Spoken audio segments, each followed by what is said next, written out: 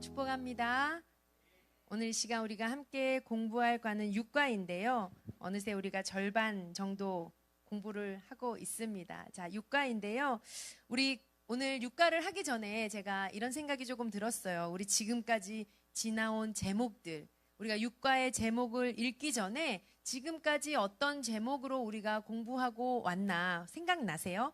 우리 2과의 제목 생각나세요? 자, 1과에서는 우리가 구약의 전체 스토리를 꿰뚫었다면 2과의 제목이 무엇이었죠? 아담 PhD 논문으로 왕 되다. 우리가 창조를 공부했었습니다. 그 다음으로 이어지는 내용은 뭐였죠? 그렇지만 진짜 왕은 나다. 우리가 선악과를 공부했었죠. 4과의 내용은 무엇이었습니까? 세계사 속에 내 나라 이스라엘을 세우겠다라는 제목으로 우리가 공부했습니다. 5과의 제목은 지난 시간이었죠. 국민을 만들었으니 법도 제정하고 영토도 주겠다. 이것이 지금까지 우리가 공부해온 흐름이었습니다. 오늘의 제목은 무엇이냐? 자, 국민을 만들었으니 법도 주시고 영토도 주시겠다라고 하셨어요. 그리고 나서 이어지는 제목이 무엇이냐? 오늘 6과는 모델이 되라고 나라를 만들었는데 엉망이구나. 이게 6과의 제목입니다. 제목이 조금 슬픈 느낌이 드시지요? 자, 우리가 도표도 한번 보시면요. 우리가 어떻게 역사의 흐름을 따라서 성경을 읽자라고 했는데요. 우리가 지금 어떻게 성경을 읽어오고 있습니까? 창, 출, 민 여기까지 공부한 거예요. 자, 역사의 흐름으로 창, 출, 민 이렇게 공부해 왔는데 그러다 보니까 출애굽기 밑에 뭐가 있어요? 레위기가 있고 민수기 밑에 신명기라는 책이 붙어 있는 거 보이시죠? 자, 흐름을 따라 읽어오다 보니까 여기까지 왔는데 레위기, 신명기라는 책이 남아 있습니다. 이 두 권을 어떻게 읽을 것인가? 이것이 오늘 6과 첫 번째 시간의 내용입니다. 자, 오늘 제목이 뭐라고 말씀드렸죠? 제목 한번 다시 읽어보시겠어요? 오늘 6과의 제목입니다. 읽겠습니다. 시작. 모델이 되라고 나라를 만들었는데 엉망이구나.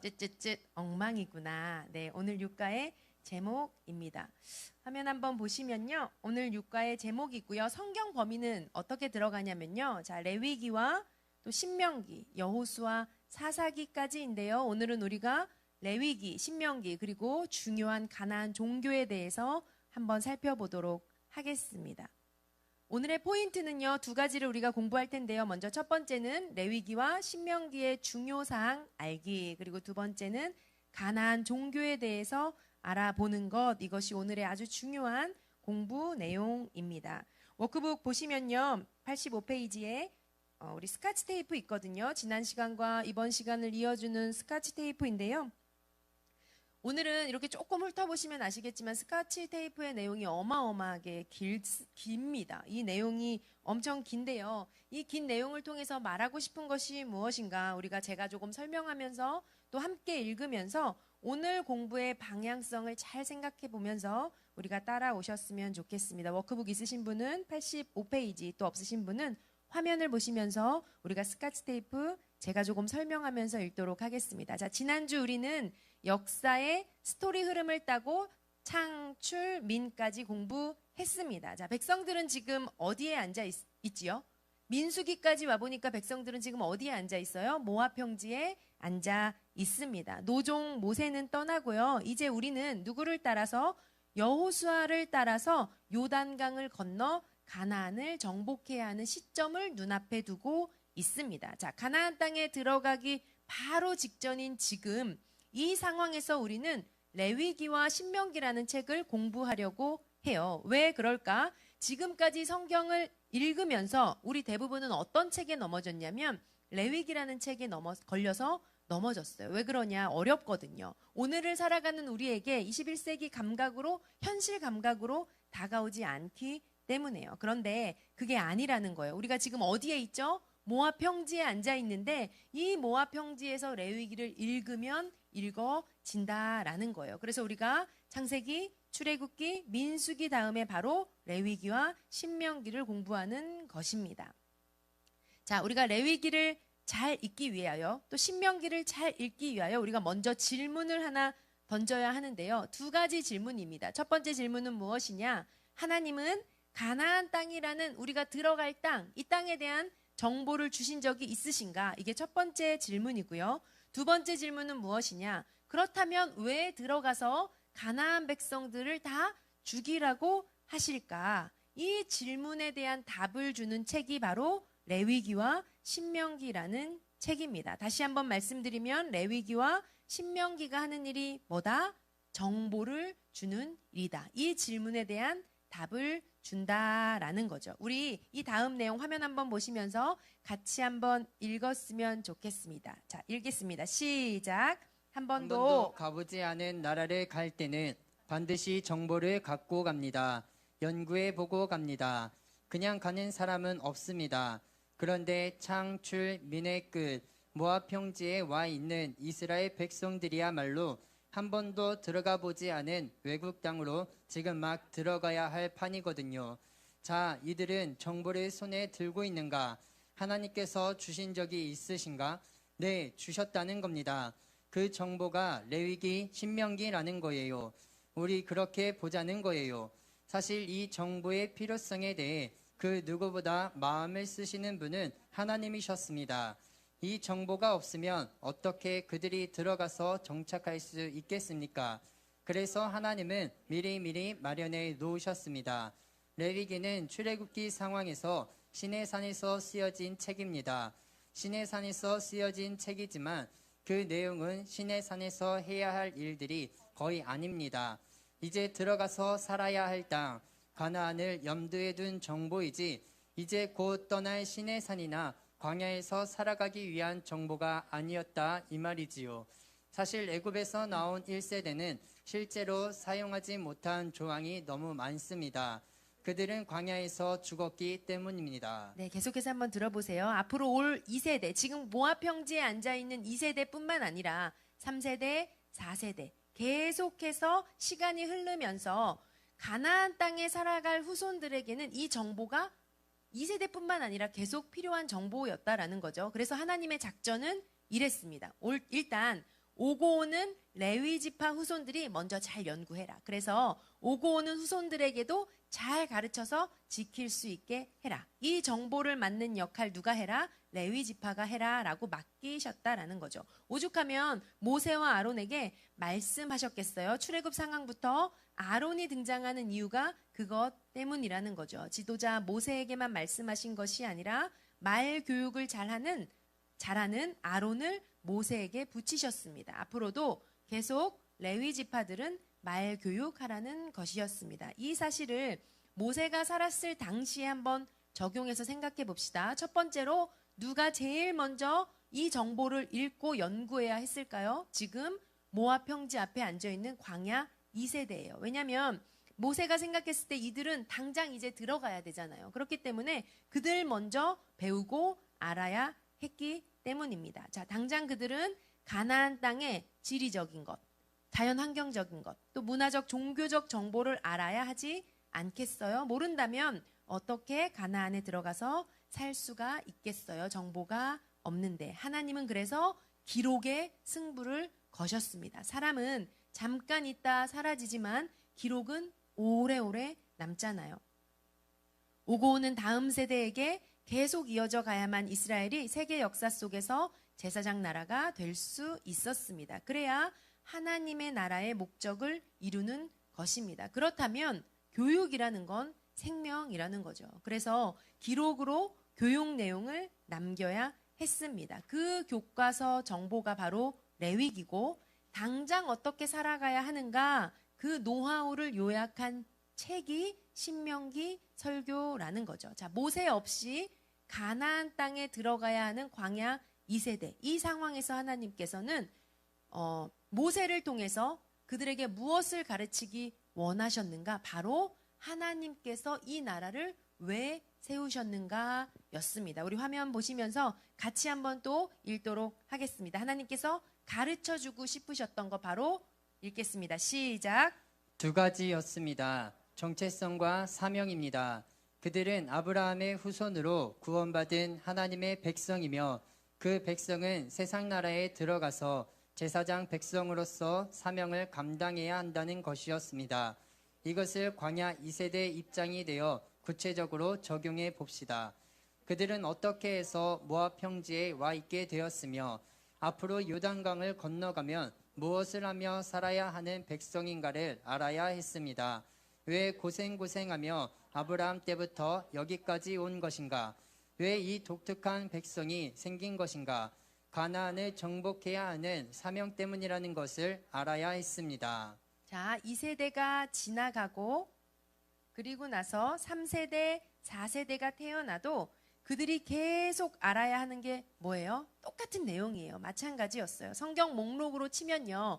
이제 민수기가 끝나고 여호수아서, 사사기서, 룻기서, 사무엘상하서 이런 책들이 이어지는데 자, 이 책들 속에 사는 주인공들이 누구예요? 바로 3세대, 4세대, 5세대 이런 후손들인 거잖아요. 그래서 그들은 누구인지 나는 왜 지금 가나안에 살고 있는지 바로 알아야 했다라는 거죠. 자신들이 하나님의 백성이며 하나님의 백성은 계속해서 이 가나안 땅을 정복하는 사명을 갖고 있다는 사실을 알아야만 했습니다. 그것이 이스라엘이라는 나라의 목적이라는 것을 그러기 위해서는 반드시 뭐가 필요했어요? 교육이 필요했습니다. 2세대가 가나안 땅을 정복했어도 그 이후 세대들을 위해서라면 계속 이어가려면 가나안은 교육을 통해서 이 정체성과 사명을 아는 백성들이 정복해 가는 것이기 때문입니다. 자, 단순히 땅 정복이 아니었어요.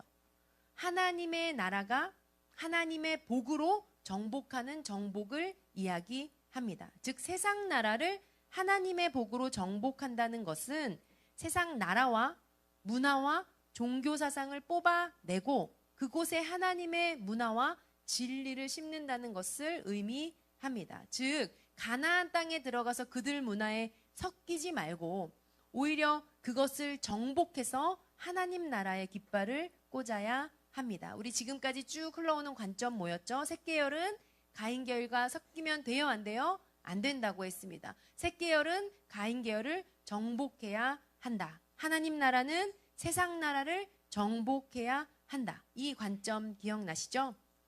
이 사명을 감당하는 것이 복이요. 감당하지 못하는 날에는 멸망, 심판이라는 거죠. 노아 홍수 기억나시죠? 섞였더니 무슨 일이 일어났어요? 심판이 있었던 것처럼 이 성경의 큰 주제를 큰 망치로 꽝 박는 것이 바로 신명기와 여호수아서의 할래 안 할래, 축복이냐 저주냐 이 메시지라는 거죠. 성경은 얼마나 일관성 있는 주제로 흘러오고 있습니까? 우리 마지막 내용 조금 읽고 오늘 본론으로 들어가도록 하겠습니다. 시작. 모세가 죽지 않고 계속 후손들과 함께 살 수도 없는 것 아닙니까? 그렇다면 하나님은 이 사명을 가르쳐 이어갈 시스템을 만들어 놓으셔야 되지 않겠습니까? 교육, 가르쳐 나가는 것, 정보를 주는 것, 당장 하나님께는 이것이 현실이셨습니다. 그러기 위해서 필요한 교과서, 교재, 교환, 이런 것이 현실이셨다는 뜻입니다. 이런 면에서 본다면 그동안 딱딱한 고서로 취급해온 레위기나 신명기 내용이 얼마나 위대한 생명인가를 알 수 있습니다. 여기서 우리 태도를 좀 고칩시다. 어떻게 하면 레위기 신명기를 말랑말랑하게 만질 수 있을까? 하나님이 왜 이스라엘을 세우시는가? 사명을 감당하게 하기 위해서. 그러면 그것을 가르치셔야 해서 이것이 오늘의 포인트입니다. 읽으시느냐고 힘드셨죠? 우리 워크북 90페이지 오늘 본론으로 들어가서 오늘 공부할 내용이 무엇인가 레위기와 신명기에 대해서 공부하도록 하겠습니다. 먼저 첫 번째로는요. 우리가 레위기 공부하도록 하겠습니다. 레위기를 어떻게 읽을 것인가? 바로 어려운 책이야 이해가 안 돼가 아니라 하나님께서 주신 정보다라고 했습니다. 이제 가나안 땅에 들어가 살아야 하는 이스라엘 백성들에게는 하나님께서 그 땅에 대해 주시는 이 정보가 너무나 중요했다라는 거죠. 샤켄 하시는 하나님은 어떤 하나님이세요? 동행하시는 하나님. 우리 삶 가운데 함께 하시는 하나님. 그렇기 때문에 하나님께서 이스라엘 백성들을 살뜰히 챙겨주시느냐고 여러 가지 정보를 넣어 주셨습니다. 자, 첫 번째로 레위기서에 담겨 있는 정보는 무엇인가? 첫 번째는 바로 정체성 교육을 위한 정보입니다. 이스라엘 백성은 어떤 존재인지 또 후손들에게 무엇을 가르쳐야 하는지 바로 정체성을 가르쳐 주는 거예요. 이 정체성 가르쳐 주는 것을 위한 하나님의 아이디어가 무엇이었냐? 바로 첫 번째는 제사였습니다. 제사. 여러분 제사는 뭐예요? 하나님과 백성 사이의 관계를 알게 하는 교육이에요. 나는 지금 누구에게 제사를 드리는가? 그분은 누구신가? 나는 어떤 존재인가? 이거를 알게 해준다라는 거죠. 하나님 뭐라고 말씀하셨죠? 레위기에 많이 등장하는 표현. 너희는 내 백성이고 나는 너희의 하나님이다. 이것을 인정하는 교육이 바로 제사였다라는 거죠. 우리 레위기 눈으로 훑으면서 정말 그런가 한번 보도록 하겠습니다. 레위기 한번 펴보시겠어요? 출애굽기 다음에 있는 레위기. 그래서 레위기 1장을 보면요. 아, 제사를 이렇게 드리는 거였구나 라고 매뉴얼을 가르쳐 주시는 거예요. 자, 레위기 1장을 시작하는 장소는 시내산이거든요. 출애굽기의 마지막 장면도 시내산이었죠. 이 시내산에서 성막을 만들고 나서 이어지는 장면이에요. 즉 성막이 만들어졌으니 이제는 그 안에서 제사 실제로 드리는 거잖아요. 자, 그렇기 때문에 이 정보가 레위기에 기록되어 있습니다. 자, 첫 1장의 제목은 뭐라고 되어 있냐면 번제라고 되어 있어요. 이거는 어떤 제사냐? 희생 제물을 태워드리는 제사에 대해서 설명하고 있습니다. 2장의 제사의 종류는 소제예요. 소제. 소제는 무엇이냐? 곡식을 드리는 제사예요. 피가 없는 제사였기 때문에 단독으로 드리지는 않고 번제나 다른 제사와 함께 드렸다라고 이야기합니다. 3장에서 나오는 제사는 무슨 종류냐? 화목제입니다. 감사의 제사 같은 거죠. 4장에 나오는 제사는 무엇이냐? 제가 지금 제목만 빠르게 보고 있는데요. 4장에 등장하는 것은 속죄제입니다. 죄를 지었을 때 드리는 제사. 자, 4장, 5장에도 후반부에 보면 속건제라는 제사에 대해서 매뉴얼을 주시는 거예요. 이렇게 제사 드리는 거야 라고 가르쳐 주신다라는 거죠. 이렇게 1장부터 5장까지 제사의 종류에 대해서 가르쳐 주시고는 6장, 7장은 무슨 내용이냐면요. 그 제사에 대한 규례들을 말씀해 주고 계세요. 세세하게 조금 더 설명하고 계시는 거죠. 그리고 나서 8장, 9장, 10장에 이어지는 내용은 무엇이냐. 자, 제사 방법을 가르쳐 줬으니까 이제는 뭐 하는 거예요? 실전. 실제로 한번 해보라고 하셔서 해보는 장면이 8장, 9장, 10장인 거예요. 그래서 제사장의 위임식, 아론과 그의 아들들의 위임식이 있고 또 아론이 제사를 드리는 장면이 이어져요. 자, 하나님께서 알려주신 제사의 종류와 규례에 대해서 열심히 이해하고 또 외우고 공부하고 했어야 이렇게 제사를 드릴 수 있었겠죠. 그런 내용이 이어지고 있는 것입니다. 우리가 간단하게 봤습니다. 자, 정체성 교육을 위해서 하나님이 또 하나 주신 아이디어가 있는데 그것은 무엇이냐? 바로 절기입니다. 절기. 우리나라의 추석같이 어떤 명절의 의미가 뭐예요? 그때그때 그 의미를 광복절 뭐 이런 날들 매해마다 지키면서 그 의미를 기억하는 거잖아요. 똑같습니다. 하나님께서 과거에 하신 일들을 후손 대대로 계속 알게 하기 위해서 만드신 하나님의 아이디어는 정책성 교육 방법은 바로 절기였어요. 이 내용은 어디에 나오느냐면 레위기서 23장에 나옵니다. 우리가 뒤로 조금 가서 눈으로 확인해 보도록 하겠습니다. 레위기 23장. 여호와의 절기라고 가르쳐 주시는데요. 23장 3절에 보면 자, 엿새 동안은 일하고 일곱째 날은 쉬어 이날은 안식일이다 라고 말씀하고 계십니다. 또 5절에 보면요. 우리가 잘 아는 명절이죠. 절기죠. 첫째 달 열 나흔 날, 즉 1월 14일 무슨 날이에요? 유월절을 지키라 라고 말씀하고 계세요. 그리고 나서 이 유월절 명절에는 그 무교병을 먹잖아요. 그 무교절로 이어지죠. 연결시켜서 생각하시면 좋을 것 같습니다. 10절에는요. 이스라엘 자손에게 말하되 뭐라고 얘기하시냐면 곡물의 첫 이삭 한 단을 드려라. 이것은 바로 초실절을 이야기하고 있습니다. 곡물의 첫 이삭 한 단을 베어 드리는 것. 그리고 15절에는요. 안식일 이튿날 즉 초실절로부터 일곱 안식일의 수요를 채운 일곱 안식일의 이튿날까지 합하여 50일. 이 날이 바로 무슨 절기냐면 맥추절입니다. 우리가 지난주에 드린 맥추절 절기 77절 또는 오순절이라고 부르는데 아까 말했던 초실절로부터 50일째 되는 날 이 절기를 지켜라 라고 말씀하고 계세요.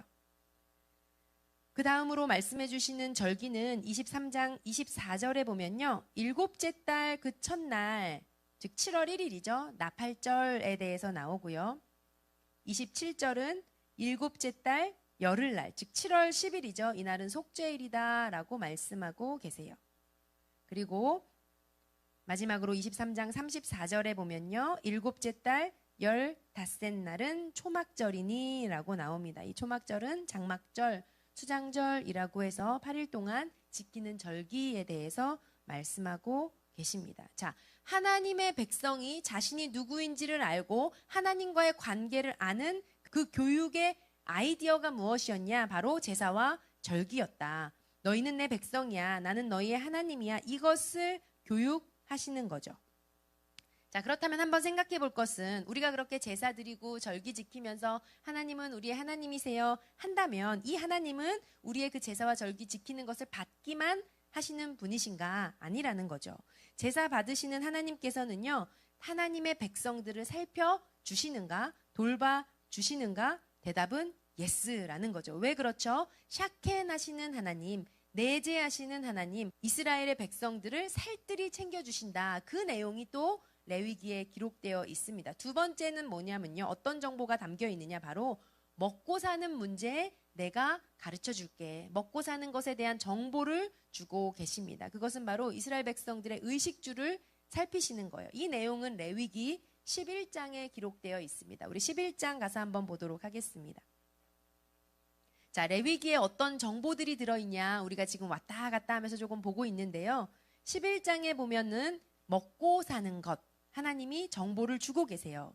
자, 1절입니다. 여호와께서 모세와 아론에게 말씀하여 이르시되 2절에 보면요. 이스라엘 자손에게 말하여 이르라. 육지의 모든 짐승 중에서 너희가 먹을 것은 이거다라고 리스트를 쭉 가르쳐 주세요. 자, 땅에 있는 음식은 이런 거 먹어도 돼라고 이런 거는 안 돼라고 가르쳐 주시는 거죠. 자, 두 번째로 9절에 보면요. 이번에는 물에 있는 것 중에 이런 거는 먹어도 돼. 수산물, 해산물에 대한 정보. 자, 13절에 가면은 뭐예요? 새 중에서는 즉 날아다니는 거, 공중에 있는 음식들. 이거 왜 가르쳐 주실까요? 자, 이스라엘 백성들 가나안 땅에 들어가 본 적 있어요, 없어요? 한 번도 없어요. 우리가 외국 가면 이 나라에서 뭐를 먹어야 되지? 내가 이쁘게 생겼다고 막 이쁜 물고기 잡아먹고 이러면 큰일 나잖아요. 그런 게 아니라 하나님께서 너네 한 번도 안 가본 그 땅에 대해서 정보를 주시는 거예요. 이런 거는 먹어도 된다. 이런 거는 먹으면 안 된다. 특별히 음식물로 인해서 잘못 생기는 전염병 때문에 구체적으로 정보를 주고 계십니다. 자, 그러면 음식에 대한 정보만 주시냐? 아니라는 거죠. 12장으로 가서 보면요. 레위기 12장. 자, 가나안 땅에 들어가면 이스라엘 백성들이 뭐 해요? 자녀도 낳고 살겠죠? 그러다 보면 아이를 낳을 텐데 12장의 내용은요. 출산에 대한 정보 또한 주고 계십니다. 마치 산부인과 정보예요. 자, 아이를 낳은 여인은 이렇게 해라 라는 구체적인 정보를 주고 계세요. 13장으로 이어지는 내용은 무엇이냐? 13장은 피부병에 관한 정보를 주고 계십니다. 이번에는 피부과네요. 자, 2절에 보면요. 만일 그 사람이 13장 2절입니다. 만일 그 사람이 피부에 뭐가 돋거나 뾰루지가 나거나 자, 뾰루지에 대해서도 얘기하고 계시고요. 3절에 가서 보면요. 자, 피부에 나타나는 어떤 거를 봤는데 환부에 털이 휘어졌고 피부보다 우묵해졌고 이러면 이거는 뭐다? 나병이다. 이렇게 알려주고 계시는 거예요. 자, 18절에 가서는 피부에 종기가 생길 경우에는 이라고 또 가르쳐주고 계시고요. 제가 조금 빠르지요. 24절에 가서는요. 화상 입었을 때는 하고 가르쳐주세요. 30절에 가서는 또 피부에 이거는 옴이야. 머리에나 수염에 발생한 나병이야 라고 가르쳐주고 계시고요. 13장 40절에 가서는요. 자, 머리털 빠지면 그는 대머리야. 머리털 빠지는 것까지도 말씀하고 계세요. 신경 쓰고 계세요. 41절 보면 앞머리 빠지면 이마 대머리인데 그런데 그렇지 않고 다른 데가 빠지고 막 색점이 생기고 이거는 나병 때문에 생기는 거니까 제사장에 가서 보여야 돼. 하나 세밀하게 백성들의 건강을 살피시는 하나님이세요. 13장 후반부에 47절로 가면요. 이번에는요. 옷이나 가죽에 생기는 곰팡이에 대해서 얘기하고 있어요. 또 14장 후반부에 가서는요. 집에 생기는 곰팡이에 대해서 얘기하고 있어요. 왜 곰팡이를 얘기할까요? 곰팡이가 전염병의 원인이 될 수 있어. 조심해라. 보건복지부 환경위생과 막 정보를 막 주고 계십니다.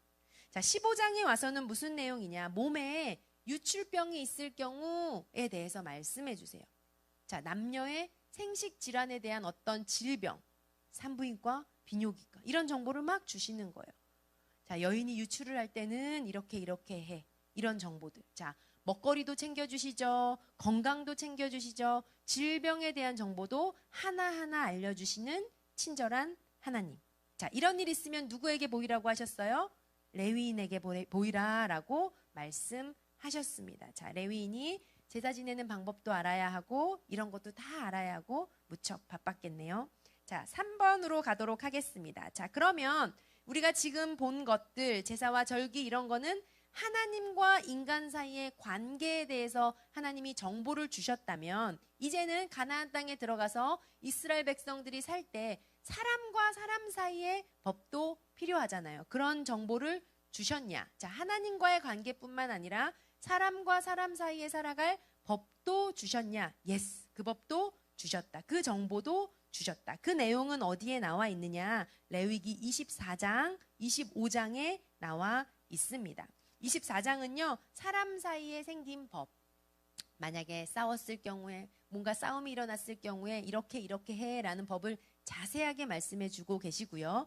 25장에 대해서는 특별히 땅에 대한 이야기를 조금 하고 계세요. 가나안 땅에 들어가면 이제 그 땅에 살 텐데 이제는 이렇게 해. 7째 해는 안식년. 또 7번씩 7번, 그렇게 해서 50번째는 희년. 이렇게 이 내용을 설명하시면서 토지법에 대해서 설명을 하고 계십니다.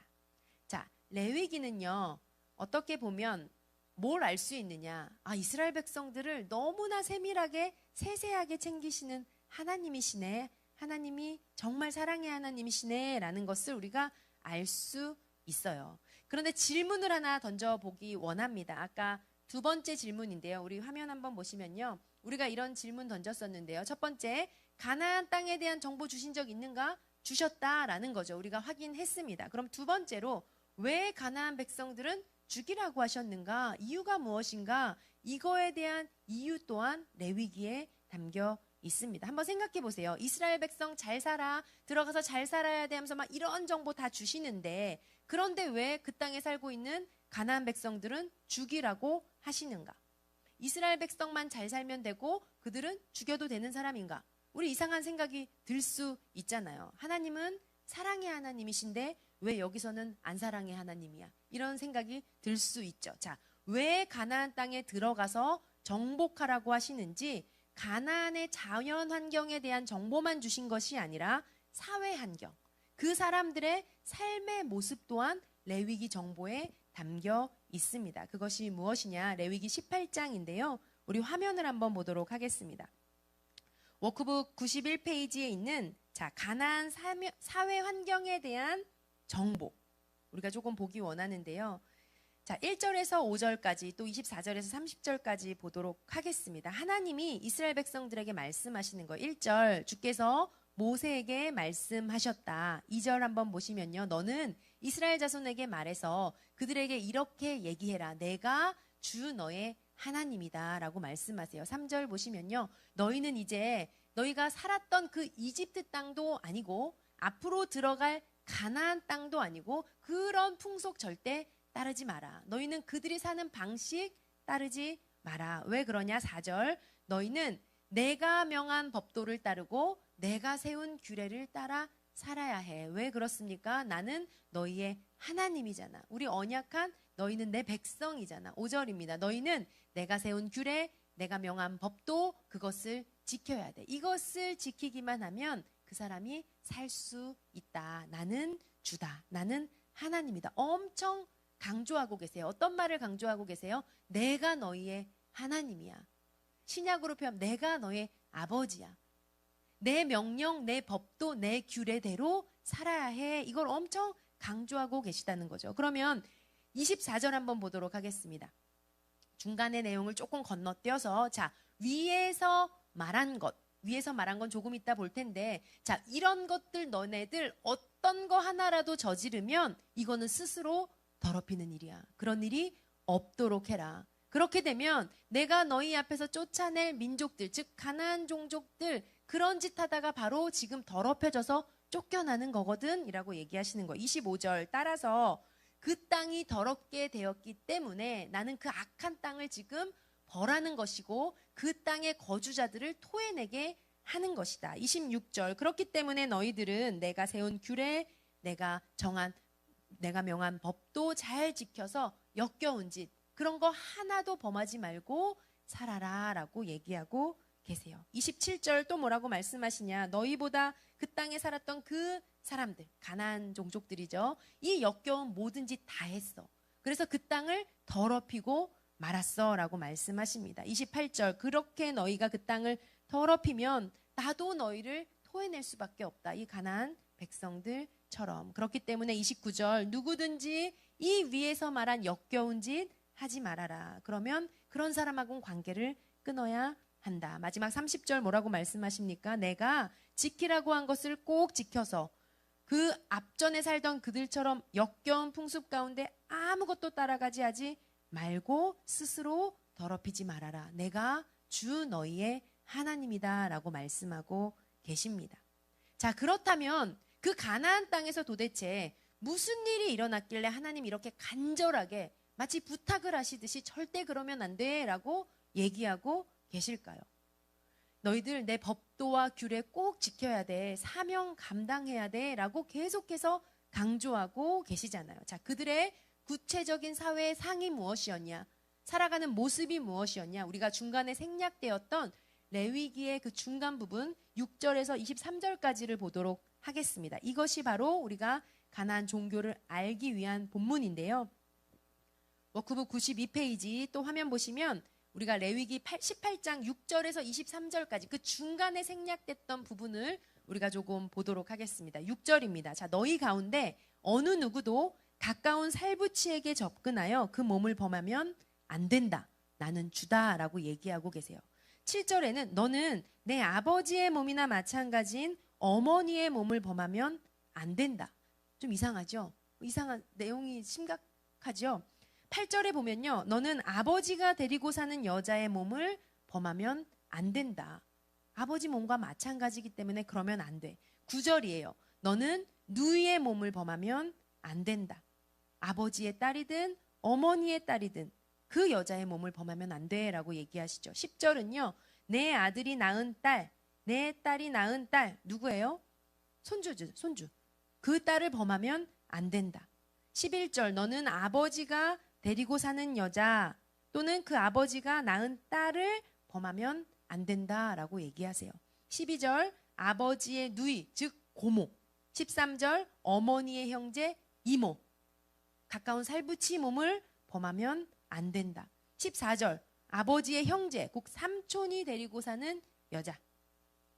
15절 너의 며느리. 16절 형제의 아내 형수 제수의 몸을 범하면 안 된다. 17절 한 여자 데리고 살면서 그 여자의 딸이나 손녀를 범하면 안 된다. 18절 아내가 살아있는 동안 아내의 형제를 첩으로 데려다가 그 몸을 범하면 안 된다. 20절 보시면요. 이웃의 아내와 동침하면 안 된다. 이거 간통이다 라고 얘기하고 있고요. 21절 너의 자식들을 몰렉이라는 우상에게 희생제물로 바치면 안 된다 라고 얘기하고 있어요. 22절 너는 여자와 교합하듯 남자와 교합하면 안 된다. 동성애 얘기하고 있고요. 23절 너는 어떤 종류의 짐승과도 교접하면 안 된다. 수간 이야기하고 있습니다.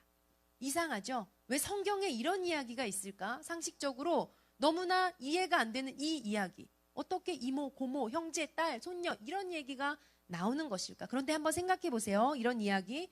하나님이 이스라엘 백성들에게 조심해라 라고 하시는 거예요? 아니면 그 땅에 이런 일이 실제로 있었던 거예요? 어떤 아주 작은 시골 마을에 아주 한 지역에 부분적으로 이런 일이 있었던 거예요? 아니면 그 땅에 만연하게 벌어지고 있는 모습이었던 거예요. 후자겠죠. 자, 가나안 땅은 그런 땅이었습니다. 도저히 이해할 수 없는 성적인 문란이 그 문화의 특징이었어요. 왜 그럴까요? 바로 그들이 믿는 종교 때문이었습니다. 그들의 종교가 무엇이었냐? 우리가 공부하려고 하는 가나안 종교였습니다. 한번 생각해 보세요. 자, 우리가 창세기에서 공부했던 문명의 시작이 어디였죠? 메소포타미아 문명이었던 거 기억나시죠? 자, 이 메소포타미아 문명이 서쪽으로, 지도를 조금 생각해 보시면 서쪽으로 이동해 간 땅이 바로 가나안 땅이에요. 조금 이동하면 가나안 땅이거든요. 자, 그렇다면 이 가나안 땅의 문화는 근본적으로 어디로부터 온 거예요? 거기서부터 시작해서 사람이 흩어진 거니까 메소포타미아 문화와 문명과 맥락이 같다라는 거죠. 그러면 한번 생각해 보세요. 메소포타미아 문명이라는 것이 인류 최초 문명의 출발지라고 우리가 얘기했는데 이것이 가나안으로만 이동했겠어요?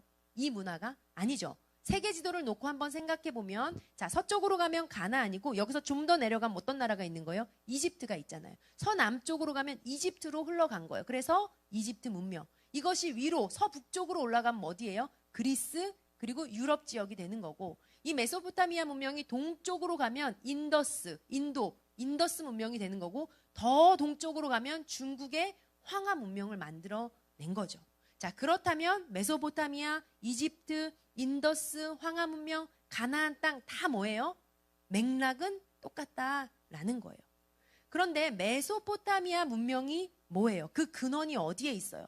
선악과 이후에 하나님은 왕이시다라를 인정하지 않은 그 부류들이 만들어낸 그 문화, 하나님을 인정하지 않고 흘러온 세상 문화가 바로 메소포타미아 문명이었어요. 그것이 흘러와서 가나안 그리고 열방의 모든 문명으로 흩어졌다라는 거죠. 그러면요, 성경이 말하고 있는 가나안 종교, 가나안 문화라는 것은 단순히 그 가나안 땅에 있었대 이런 이야기가 아니라는 거예요. 무슨 이야기죠?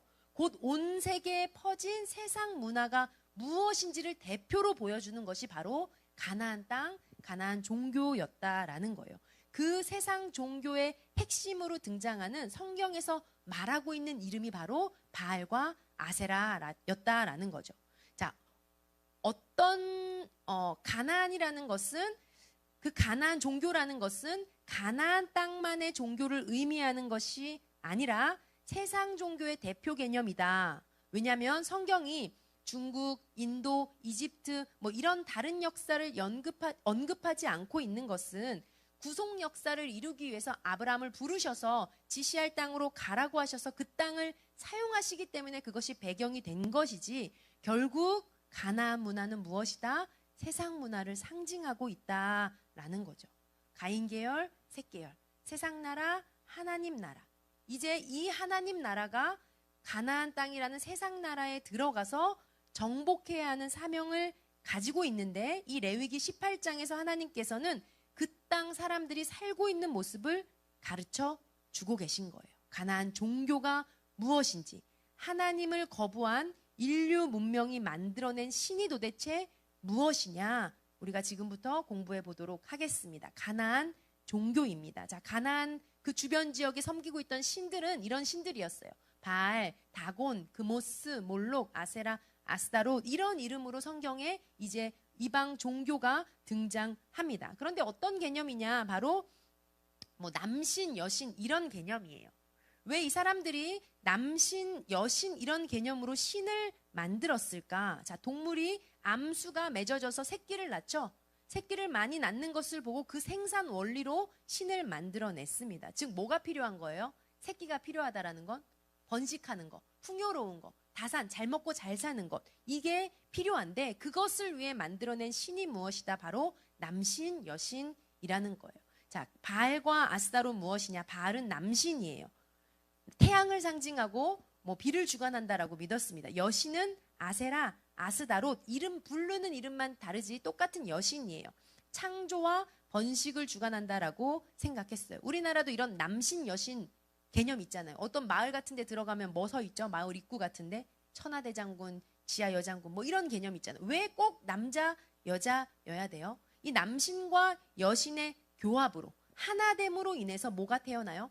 생산이 이루어진다라고 믿은 거예요. 그렇기 때문에 이 남녀의 하나됨, 교합이 곧 그들의 문화이자 종교 의식이 되어 버렸어요. 신전에 누가 있느냐? 여제사장이 있고 여사제가 그 신전에 있는데 그 신전에 찾아가서 여사제와 성관계를 통해서 풍요의 복을 비는 것이 그들의 제사법이었어요. 자, 정탐꾼을 숨겨주었던 기생 라합이 바로 그런 여사제였을 것이고, 올림픽 개막식 때 보면 예쁜 여자분들 나와서 이렇게 막 이렇게 뭐 들고 있잖아요. 그 예전에는 그런 여사제들이었을 것이라는 거죠. 자, 구약 시대뿐만 아니라 사도 바울 시대 때 고린도에도 이런 여사제들이 많았는데, 고린도의 한 신전에는 1000명의 여사제들이 있었다라고 이야기합니다. 그런데 그들이 하는 일이 뭐예요? 관계를 통해서 축복을 비는 것, 풍요와 다산을 추구하는 것이었다라는 거죠. 자, 시대와 지역에 따라서 부르는 이름만 달랐지 이런 신 개념은 인류 역사에 늘 존재했어요. 자, 화면 한번 보시면요. 이것은 빌렌도르프의 출산의 비너스라는 빈 자연사 박물관에 전시되어 있는 아주 작은 비너스 형상이에요. 자, 얼굴은 없어요. 그런데 출산에 관여하는 어떤 부위는 비대하게 강조해놨죠. 밑에 이 여신을 뭐라고 불러요? 풍요의 여신. 이렇게 부르는 거죠. 뭘 원하는 거예요?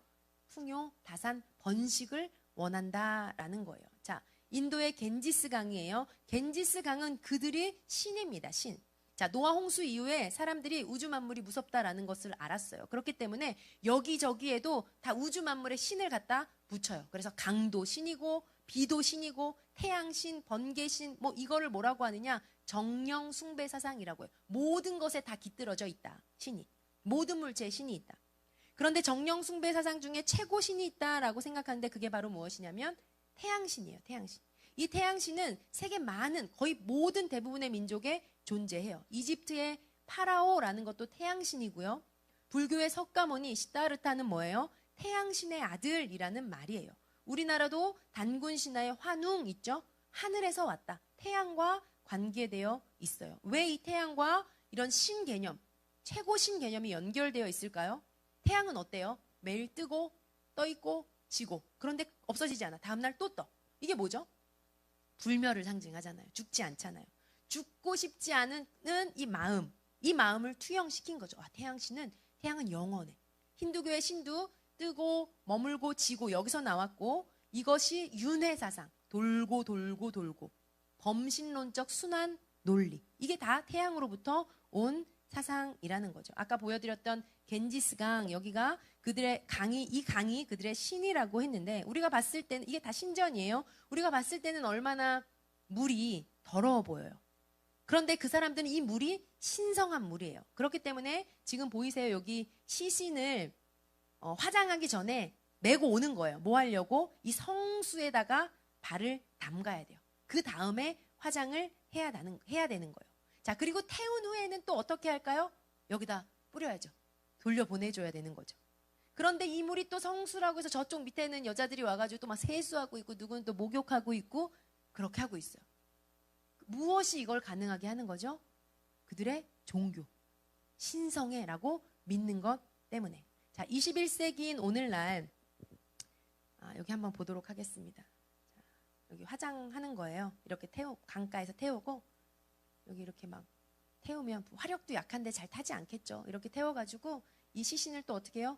보내준다라는 거죠. 우리가 봤을 때는 참 더러운 물인데 이 사람들은 이렇게 한다라는 거죠. 자, 21세기의 가나안 종교, 오늘날에는 이런 바알과 아세라, 즉 남신 여신 개념이 없는가? 이런 흔적이 있는가? 성경에만 그런 거 나오는 거 아니야? 아니라는 거죠. 자, 화면 한번 보시면요. 이곳은 네팔에 있는 신전이에요. 살아있는 여신이 들어있는 신전이에요. 여기 가면요, 앞에서 여신님 이러면 이렇게 문이 빼꼼 열리면서 13살이 안 된 조그마한 아이가 이렇게 앉아 있어요. 초경을 하지 않은 어린 아이가 이 안에 살고 있어요. 여신이에요, 여신. 그럼 이 앞에 가서 비는 거죠. 이렇게 뭐 빌고. 살아있는 여신. 이 13살 초경을 하고 나면 더 이상 신일 수가 없어요. 그래서 이 사람들은 결혼도 하지 못하고 비참한 인생을 산다고 합니다. 자, 쿠마리라고 하는데요. 리빙 가네스. 자, 사도 바울 사도행전에 나오면 에베소 지역의 여신 생각나세요? 아데미 여신 이렇게 생겼습니다. 특이하게 생겼죠, 이 가슴. 가슴이 여러 개 달려 있는데 이게 수소의 고환이라고 해요. 무슨 의미일까요? 왜 그걸 여기다 갖다 붙여서 이렇게 이상하게 만들어 놨을까요? 아데미 여신. 큰 여신 아데미 신전이요. 사도 바울이 이렇게 나오고 또 이 아데미 신상 모형 만드는 그 사람하고 막 싸우는 이야기, 이런 이야기가 사도행전에 나오잖아요. 자, 여신 이런 개념 봤습니다. 이건 뭔가요? 불교 뭐 석가 득도한 거 우리가 알겠는데 이 불상은 어디서 온 걸까요? 이 얼굴 표정을 한번 보세요. 왜 이렇게 눈썹도 여자같이 좀 진하고 입술도 발라놓고. 자, 우리가 신라의 미소로 불리는 수막새 기와 이 표정 어디서부터 온 걸까? 불상의 얼굴, 표정 다 연결이 되어 있다라는 거죠. 비너스의 미소. 자, 가나안에서는 아세라라는 이름, 그리스에서는 아프로디테라는 이름, 로마에서는 비너스라는 이름, 다 여신 개념이라는 거예요. 세계 지도를 놓고 한번 생각해 보면요, 우리가 지금 여기 메소포타미아 문명, 가나안 지역 얘기를 하고 있지만 결국 뭐예요? 이게 다 한 맥락으로 흘러갔다. 바알과 아세라 이야기하고 있는 것입니다. 자, 인더스 문명, 인도의 문명권의 종교는 힌두교인데요. 그 힌두교의 종교 지도자의 모습, 이런 모습입니다. 사두라고 하는데 그들이 추구하는 것은 무엇이냐? 신과의 합일이에요. 즉 신과 하나 되는 것. 내가 신의 경지에 이르려면 뭘 해야 돼요? 이렇게 담배도 많이 피고 마약도 많이 하고 한다고 해요. 자기를 잊어버리고 무아가 되고 그럴 때 신이 내가 신의 경지에 올라서 신과 합일이 된다라는 거죠. 그런 시도를 하는 거예요. 무의식 상태에 신이 들어오도록 하는 것. 신과 접속하는 그들의 방법이라는 거죠. 은혜가 되는 모습이죠. 종교 지도자. 이런 모습. 그런데 이들이 자, 신과 접속하는 방법 말씀드렸는데 이렇게 뭐 윤회 사상을 상징하는 뱀, 그들의 거주지, 막 홈리스처럼 이렇게 사는데 이들이 원하는 게 무엇이냐? 신과 하나됨을 원한다라는 거죠. 그 방법으로 자신을 무아 경지, 무아 지경에 이르게 만들고 무의식 상태로 만드는 일들 한다는 거죠. 자, 이방 종교에서 하는 게 뭐예요? 무의식 상태로 하기 위해서, 신 접속을 하기 위해서 그들이 하는 거 뭐죠? 어떤 음악, 어떤 주술이 필요한 거예요. 덩덩덩덕쿵, 덩덩덩덕쿵. 이거 제가 밤새도록 한번 한다고 생각해 보세요. 다 이상해지시는 거예요. 그 소리가 우리의 뇌파를 이렇게 저파로 만들어가지고 무의식 상태로 떨어뜨린 다음에 그 상태에서 신이 들어올 수 쉽게 만드는 상태. 이방 종교가 그렇다라는 거죠. 주술 외우는 것도 똑같잖아요. 막 이렇게 하는 거. 자, 사단이 침투하도록 점령하도록 하는 거 이들의 방법이었다. 자, 종교마다 성화라는 게 있어요. 성스러운 그림이라고 그 종교를 표현하는 그림인데 가나안 종교도 성화가 있었습니다. 오늘날도 네팔이나 인도에 가면 그곳의 신전들에도 어떤 그림들이 있는데 그런데 문제는 그런 신전의 그림이 어떤 모습인가. 자, 신전의 기와거든요. 기와에 뭔가가 이렇게 새겨져 있죠. 확대해서 보시면요, 이런 이상한 그림들이 있어요. 좀 자세히 보면, 자, 여기 성행위하는 장면, 신전이에요. 신전. 정상적인 그림도 아니고 막 사람도 3명도 있고 동성도 있고 동물도 있고 이 신전이에요. 신전. 자, 여기는 네팔에 있는 신전인데요. 저기가 신전이다 해서 사람들이 막 뭐를 하고 있어서 가서 보면 저 신전 안에 뭐가 있는데 가서 보면 남성의 성기를 상징하는 모양을 신으로 만들어 놓은, 모셔놓은 신전이에요. 여기는 또 어떤 신전이냐? 남녀의 성기가 교합된 모습을 신이라고 그렇게 만들어 놓고 섬기고 있는 모습이에요. 이런 게 11개가 쭉 이어진대요. 저 안쪽으로도 이렇게 쭉 남녀가 누워있는 모습을 표현해서 11개. 이 안에도 신전이네 하고 가서 보면 뭐예요? 안에 똑같다라는 거죠. 저런 거를 두고 신을 섬기고 있다. 계단에도 계단 장식도 이런 거예요. 층층이 이 형상. 자, 무슨 개념 때문이에요? 남신, 여신, 이게 신의 개념. 우리가 생각했을 때 너무 이상한데 이렇게 되어 있다라는 거죠. 지금도 터키 에베소 지역에 가면 그 무슨 기념품 판매점 같은데 바알상, 아세라상, 저기 아데미 여신도 보이죠? 또 성모 마리아상 이런 신상이 팔리고 있습니다. 다시 보면 힌두교 신상인데요. 힌두교 기둥인데요. 아까 보았던 밑에는 이상한 그림이 있고, 자 성행이 그림이 있는데 그 위에 뭐가 있어요? 불상이 있어요. 그 불상 위에 연꽃이 있죠. 자, 인도 사람 석가모니는요, 이 힌두교의 토양 아래서 득도한 거예요. 자신이 힌두교가 해결해 줄 수 없는 어떤 답, 생로병사에 대해서 고민하다가 질문을 던지다가 내가 득도했다라는 거예요. 힌두 문화권에서 나온 것이 불교입니다. 힌두의 범아이려 사상, 우주 만물과 내가 하나 되는 사상, 법신불이 돼서 그 경지 참선과 참선과 수양을 통해서 그 경지에 이르는 사람이 신의 경지에 이르는 것이다. 그게 구원이다. 같은 원리예요. 우리나라에 전해진 불교는 대승불교, 소승불교라고 해가지고 경전과 참선을 중요시 여기는 불교가 들어왔어요. 그나마. 그렇기 때문에 좀 우리가 이런 부분은 이상할 수 있는데 금강승이라는 불교 계열도 있습니다. 뭐예요? 불상인데 이런 불상을 쉽게 못 보셨죠. 탄트리즘이라고 해서 남녀의 성적 행위로 인해 해탈에 이른다, 구원에 이른다, 이런 불교예요. 이런 불교도 있다라는 거죠. 이게 라마 불교, 티베트 불교입니다. 힌두교의 사천왕이라고 파괴의 신이 있거든요. 여신이에요. 남자를 깔고 물개고 있는 여신인데 많이 비슷하지 않으세요? 불교 들어가면 그 불교 입구에 있는 사천왕하고 모습이 똑같아요. 자, 뱀인데 그 입 안에 요 그림들은 남녀의 교접하는 신상이고 그 입 안에 불상이 들어가 있어요. 자, 어디서 출발했느냐? 자, 하나님을 섬기지 않는 인간이 만들어낸 신의 모습이, 종교의 모습이 무엇이냐? 제가 이 얘기를 하고 있는 거예요. 오늘날은 뭐 바알과 아세라가 없을까요? 자, 샌프란시스코의 동성애 거리, 마네킹, 남자 이런 그림들. 달과 태양 하나로 혼합 종교. 달은 음물 상징하고 양은 플러스, 양을 상징하고 남녀. 그런 안에 있는 또 불상. 한국은 또 어떻습니까? 우리나라에 이런 동성애 퀴어 축제. 동성애 축제를 하는데 왜 이런 거를 하고 이런 복장을 하고 하는지. 더 나아가서 오늘날은 바알과 아세라가 우리 주변에 없습니까? 오늘날은 바알과 아세라가 어디에 들어와 있는지 아세요? 우리 IT 문화 속에 들어와 있어요. 우리 TV, 노트북, 핸드폰 안에 들어와 있어요. 초등생이며 뭐 중등생 할 것 없이 핸드폰만 딱 보면요, 얼마든지 클릭해서 바알과 아세라 이 문화, 이 종교를 우리가 볼 수가 있다라는 거죠. 아까 레위기 18장의 그 내용들, 이모, 누이, 며느리 범하지 마라.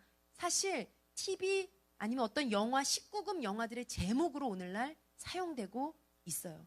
자, 바알과 아세라가 오늘날에도 존재해서 아니면 점점 강해져서 우리 아이들을 공격하고 있다. 세상 가운데 우리 아이들을 유혹하고 있다. 그러나 하나님께서는 지금 이 가나안 정복이라는 걸 통해서 우리에게 뭘 말씀하시는 거예요?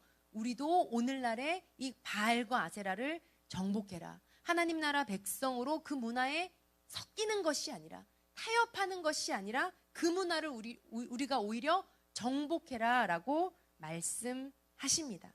여기서 우리가 한번 생각해 봐야 할 것은요, 가나안 정복이라는 말은요, 단순히 땅 정복을 의미하지 않습니다.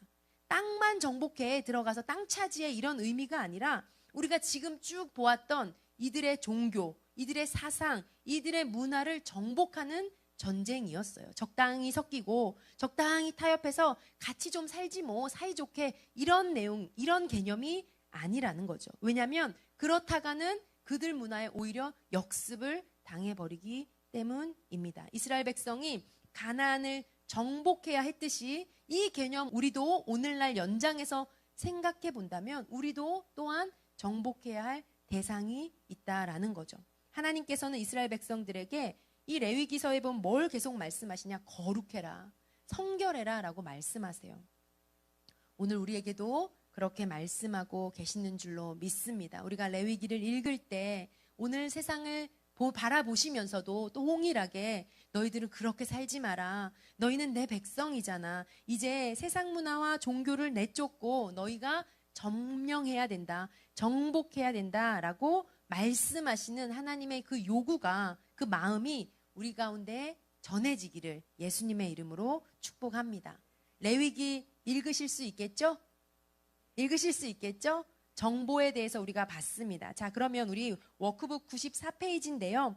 가나안 종교 이 글을 읽으면서 마무리하도록 하겠습니다. 94페이지 박스 안에 있는 글인데요. 같이 한번 읽어보도록 하겠습니다. 시작. 그냥 살러 들어가는 것이 아닙니다. 이런 가나안 문화를 정복해서 하나님의 깃발을 꽂고 하나님 나라가 임했다고 말하기 위해서 들어가는 것입니다. 회개하라, 천국이 가까웠느니라입니다. 하나님의 나라가 임하니까 이 왕 앞에 나와 항복하라는 것입니다. 항복, 그렇습니다. 라합 같은 여인이지요. 그 여인은 하나님의 나라가 임할 때 그 왕을 인정했습니다. 그 왕을 알아봤습니다. 여호와 하나님을 왕으로 인정하는 자, 그는 하나님의 나라가 임할 때 구원입니다. 왜 가나안의 아이들까지 죽이라고 하십니까? 이런 하나님을 받아들이지 않는다면, 항복하지 않는다면 심판입니다. 그렇기 때문에 하나님의 나라가 떴다 하면 구원과 심판이 동시에 나타나는 겁니다. 왜 하나님은 하나님의 백성에게 가나안을 정복하라고 하십니까? 왜 그런 사명을 주셨습니까? 하나님의 나라가 임하게 하기 위함입니다. 예수님의 사역이지요. 진정한 왕이 임하시는 것입니다. 멸망케 하려는 것이 아니라 구원을 주기 위함입니다. 앞으로 여호수아, 사사기, 사무엘 상하 역사를 흐르면서 후손들은 하나님의 나라의 사명을 감당해야 합니다. 그래서 필요한 법들을 미리 주신 것입니다. 너희는 다르게 살라는 것입니다. 내가 거룩하니 너희도 거룩하라는 것입니다. 그래서 세상 나라의 샘플이었던 가나안 적군의 정보, 바알과 아세라를 가르쳐 주신 것입니다. 창세기 11장의 세상 나라, 바벨론 모형처럼 지금 떡하니 앉아있는 나라가 가나안이었기 때문입니다. 자, 레위기에서 밝히고 있는 가나안 종교와 문화를 봤습니다. 이 사실을 알고 있었던 모세는 죽기 전 어떤 심정이었을까요? 바로 이 내용을 가르쳐야 되는 거죠. 애들이 일단 알아야 뭘 하죠. 그러니까 바로 이 사실, 가나안 종교와는 다른 하나님의 사상을 아주 간단하게라도 가르쳐줘야 했습니다. 그리고 당장 정복해야 하는 일들의 노하우를 가르쳐주며 당부해야 했습니다. 그러고 나서 끝으로 광야 2세대의 대답을 받아내고 싶으셨습니다. 그렇게 할래? 안 할래? 하면 축복이고 안 하면 저주야. 하나님 나라로서 가나안에 복이 되는 국민이 되면 구원이고 아니면 심판이야. 이 세 가지 색깔의 이야기가 뭔지 아십니까? 바로 신명기랍니다. 모세의 고별 설교입니다. 자, 우리는 지금 아직 어디에 있죠?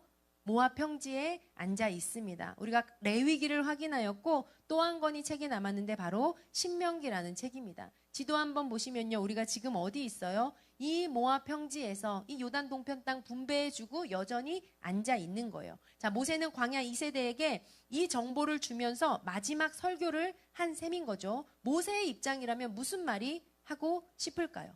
이 요단강이 그들 앞에 지금 눈에 넘실거리고 있는 거예요.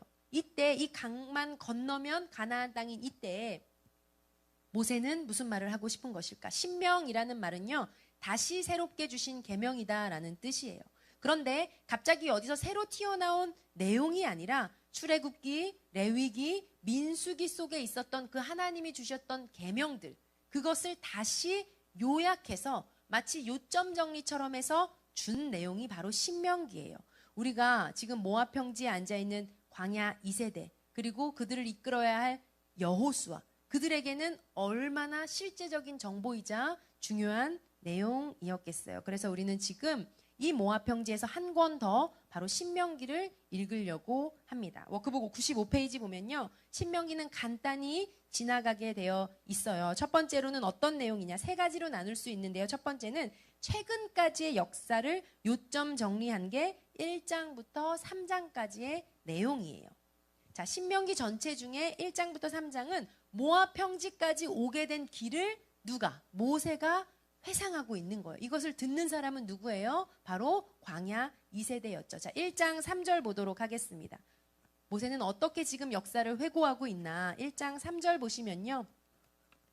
지금 모압 평지에 와 있는 때는 언제인가? 1장 3절에서 이야기해주고 있습니다. 자, 보시면 40째 해 11째 달 그 달 첫째 날에 40년 11월 1일이에요. 자, 출애굽한 지 얼마가 지난 거예요? 지금 40년이 지난 거죠. 40년이 지난 지금 이들은 모압 평지에서 모세의 신명기 설교를 듣고 있습니다. 6절에 보면요. 이런 내용이 나오죠. 하나님의 산 호렙에서, 호렙산, 이게 바로 신의 산입니다. 그 산에서 우리가 함께 있었지. 그리고 나서 15절에 뭐라고 얘기하냐면요. 우리가 거기서 지파별로 수령들을 세워가지고 우리가 19절 보시면요. 제가 요점 정리처럼 중간중간 중요한 내용만 보도록 하겠습니다. 우리가 그 신의 산을 떠나서 어디로 갔지? 라고 얘기하고 있습니다. 어디로 갔어요? 우리가 가데스 바네아에 이르렀지? 라고 얘기하고 있어요. 23절, 24절은 무슨 내용이에요? 그 가데스 바네아에서 있었던 일이 뭐예요? 우리 그때 12명 지파별로 택해가지고 정탐 갔었지? 라고 모세가 지금 회상하고 있는 거예요. 이 사건이 중요한 사건이었잖아요. 26절, 그런데 너희들 한다고 했니? 안 한다고 했니? 너희들이 안 한다고 했었지? 너희가 올라가기를 원하지 않았잖아. 그래서 46절 보시면요. 그래서 우리가 어떻게 했느냐? 가데스에 오래 머물렀잖아. 우리가 정탐하고 나서 그거 정복 안 하겠다고 해가지고 우리가 가데스에 오래 머물렀지. 그 기간이 얼마나 되느냐? 2장 14절 보도록 하겠습니다. 2장 14절. 가데스 바네아에서 떠나 세레시네를 건너기까지, 즉 가데스 바네아에서 다시 이동하기까지 우리 거기 얼마 동안 있었어? 38년이나 있었잖아 라고 모세가 회고합니다. 거기서 누가 다 죽은 거예요? 1세대들이 그들에게 맹세하신 대로 진영 중에 다 멸망했잖아 라고 얘기하죠. 2장 24절 보시면요. 그 후에 우리가 이동해서 어디로 갔지? 아모리 왕 시온과 전쟁했었잖아. 아모리, 헤스본 이런 말이 나오는데 아모리의 수도가 바로 헤스본입니다. 그래서 우리가 아모리 사람, 아모리 왕 시온과 전쟁에서 땅을 차지했잖아. 3장 12절. 그 땅이 바로 어떤 땅이에요? 3장 12절. 우리가 지금 아까 화면에서 보았던 그 땅은 바로 요단 동편 땅, 길르앗 땅. 그리고 이 땅을 누구에게? 르벤, 갓, 므낫세 반 지파에게 나눠줬지.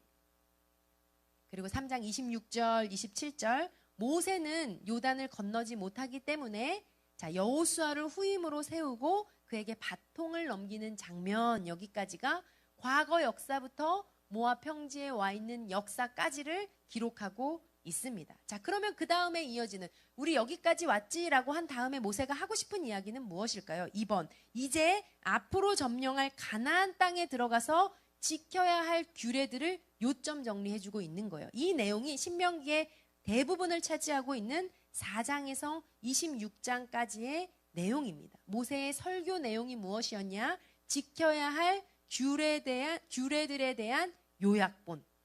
새로 주신 게 아니에요. 그동안 주셨던 거 지금 다시 강조하고 있는 거예요. 기억하지? 잊으면 안 된다. 뭐 이런 거죠. 그래서 4장에 보면요. 제목이 무엇이냐면 지켜야 할 하나님의 규례들이에요. 근데 이 중에서 특히 뭘 얘기하고 있냐면요. 우상 만들어 섬기지 마. 이것을 얘기하고 있습니다. 16절에 보면 어떤 형상대로든지 우상 만들지 마라. 남자 형상도 만들지 말고 여자 형상도 만들지 말고 17절에 보면 짐승 모양으로도 만들지 마. 왜? 그 땅에서는 그렇게 살고 있기 때문에. 10계명의 가장 첫 계명이 뭐예요? 너는 나 외에 다른 신을 두지 말라. 두 번째는 뭐예요? 우상 만들지 마. 이것은 그냥 막연한 계명이 아니라 그들에게는 실제였다라는 거죠. 현실이었어요. 그리고 나서 5장에 와서는 신명기에서 뭘 얘기하고 있느냐? 과거 사건 중에서도 아주 중요했던 것. 시내산에서 언약 맺는 것을 이야기하고 있습니다. 왜 시내산 언약 맺는 것이 중요해요? 그때 뭘 주셨기 때문에 10계명을 주셨거든요. 그 내용을 기억하고 있습니다. 그 나머지 내용은 무엇이냐? 여호와의 법도와 규례들, 그리고 하나님께서 그동안 하신 놀라운 일들, 이거 잊지 마라.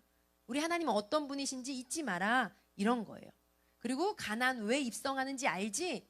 가서 정복해야 돼. 이거 사명 다시 얘기해 주는 거. 이것을 일일이 하나하나 다시 말해주고 싶은 모세의 심정이라는 거죠. 이렇게 마친 후에 마무리 세 번째는 무엇이냐? 모세 사역이 마무리되는 거예요. 이제 모세의 퇴장입니다. 이 내용이 27장에서 34장까지 내용이에요.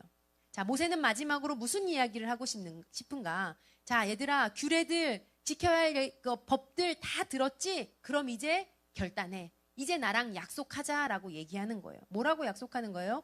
지금까지 내가 이야기한 그 내용들에 너희들의 태도를 지금 결단해 라고 말하는 거예요. 순종이면 뭐고? 축복이고, 아니면 저주다라고 두 가지로 딱 나눠가지고 이야기하고 있는 거예요. 그러면서 산을 하나 얘기합니다. 가나안 땅에 들어가면 너희들이 보게 될 산, 그리심산은 축복이요, 에발산은 저주다라고 딱 세팅을 딱 해놓는 거예요. 시청각 자료. 산은 보이잖아요. 이 그리심산 볼 때마다는 순종해야지, 맞아, 그래야 돼라는 게 생각나고, 에발산 볼 때는 순종 안 하면 안 되지, 그럼 저주야, 안 돼라고 시청각 자료로 이 산을 딱 사용하시면서 주시는 하나님의 교육 방법이세요.